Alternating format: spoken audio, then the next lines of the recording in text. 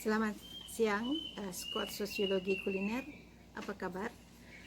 Di siang ini saya ingin mengingatkan minggu lalu kita bicara tentang takjil.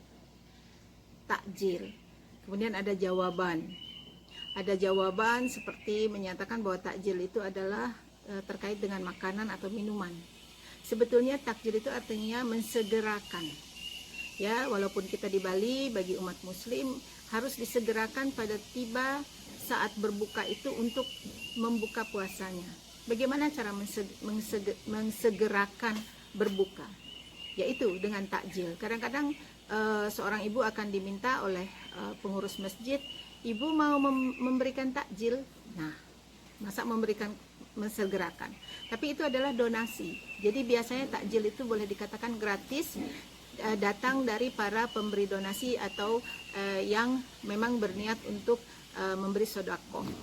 Jadi bahasanya adalah sedekah takjil, ya, sedekah untuk mensegerakan berbuka puasa.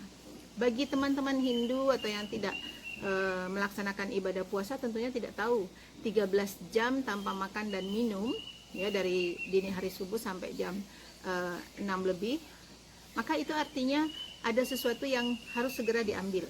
Apakah itu air putih, dan memang itu sebaiknya ada cairan. Tapi juga di negara Arab yang beriklim sangat panas dan kering, maka mereka dianjurkan untuk mengambil yang namanya kurma. Ada yang kurma muda, ya, ada kurma muda. Kurma itu bentuknya seperti ini, ya, perhatikan, kurma, ya. Jadi pohonnya adalah sejenis palem phoenix yang bertebaran di gurun Sahara atau di padang pasir.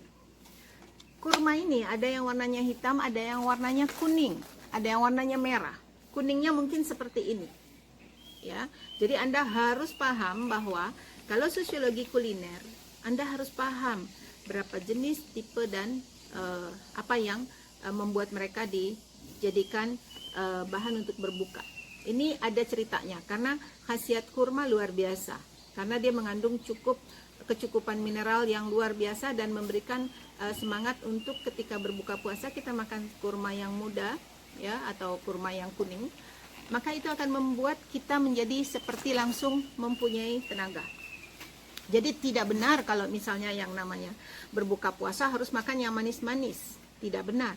Tapi memberikan sesuatu pada rasa mulut kita dan menyegerakan berbuka adalah satu keharusan, dan itu yang sebenarnya harus Anda pelajari. Oke, kurma sudah.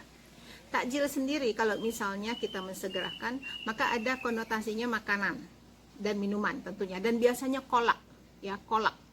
Ya, pokoknya seperti itu, harus dengan suasana segar dan es yang ada di kolaknya itu atau yang agak hangat. Tapi ada juga makanan-makanan kecil, ya, bisa berbentuk martabak atau seperti ini, lumpia. Apakah ini sehat untuk menjadi pembuka berpuasa? Nah, untuk itu kita akan bercerita bahwa di minggu depan, ya, kadang-kadang sesudah 30 hari kita berpuasa, maka keinginan makanan yang diidam-idamkan akan tampil dengan perlahan ke kepala kita. Misalnya kalau ingat bahwa ada Idul Fitri, maka suasana Idul Fitri akan terbangkitkan apabila Anda di rumah tangga orang muslim itu ada makanan kue kering. Kemudian ada minuman-minuman segar seperti sirup atau jus. Nah, biasanya kue kering yang paling sering dilihat orang atau dilirik orang adalah kue kering Kastengels. Ini adalah bagian dari kulineri Belanda, kue kering cookies yang menggunakan keju keras, yaitu kejunya edam dan keju parmesan. Lalu pasti ada kacang-kacangan, ya.